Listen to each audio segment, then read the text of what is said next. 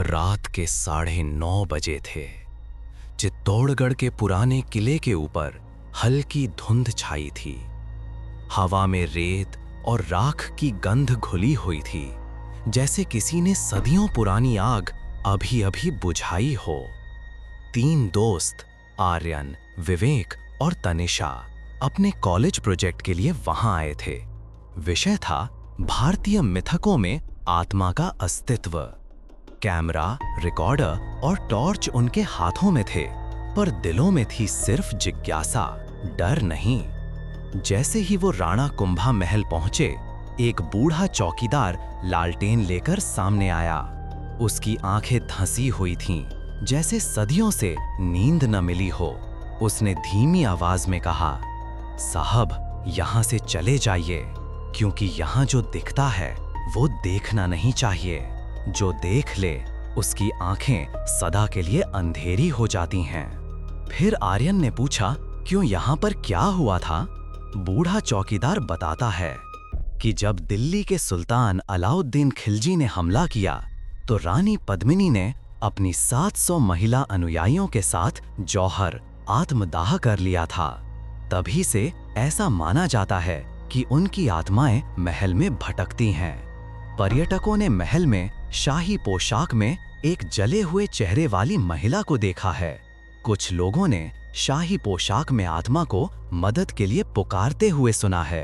लोगों ने रात में महिलाओं की चीखने और चूड़ियां तोड़ने की आवाजें सुनने का भी दावा किया है।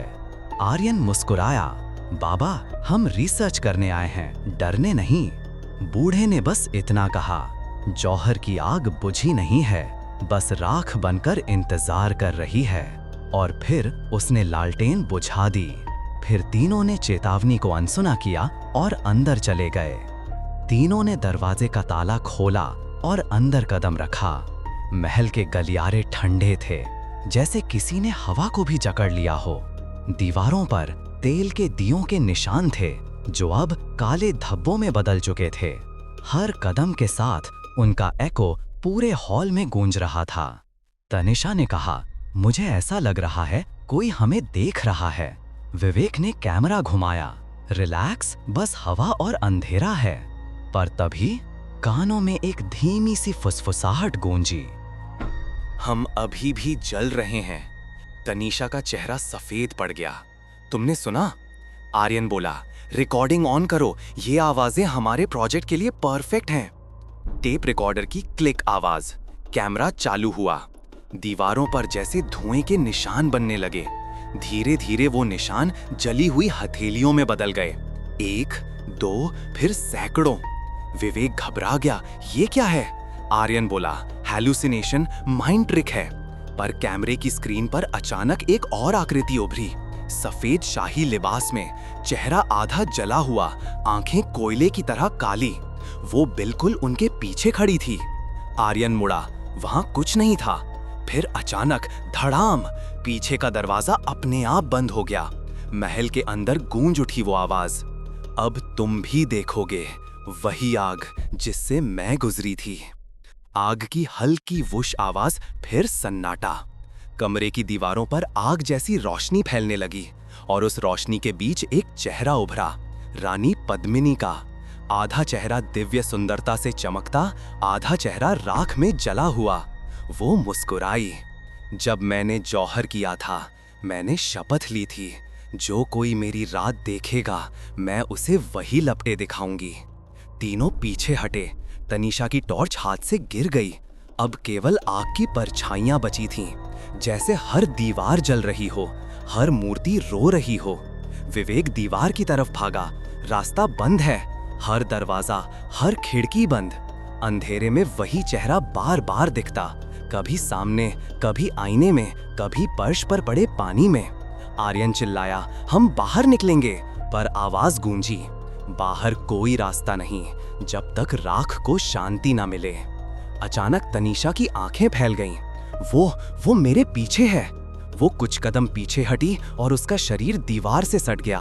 दीवार पर जली हथेली का निशान उसके ठीक पीछे उभरा और जैसे ही उसने मुड़कर देखा, वो निशान धीरे धीरे चमकने लगा और फिर धधक उठा।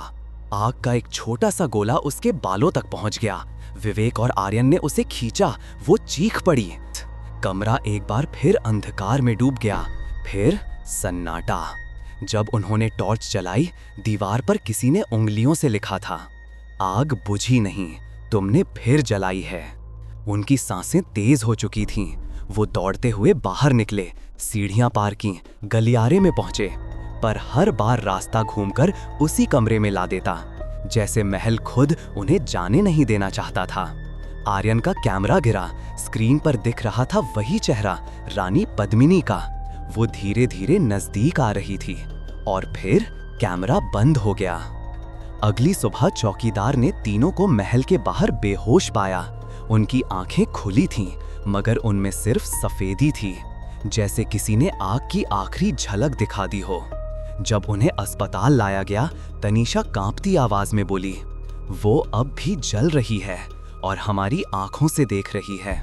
सीसीटीवी फुटेज की आखिरी फ्रेम में तीनों जमीन पर बेहोश पड़े थे और पीछे दीवार पर धुएं से बना था एक चेहरा, धीरे धीरे मुस्कुराता हुआ। इतिहास कहता है कि जौहर केवल एक बार हुआ था, पर शायद कुछ लपटें आज भी बुझी नहीं हैं।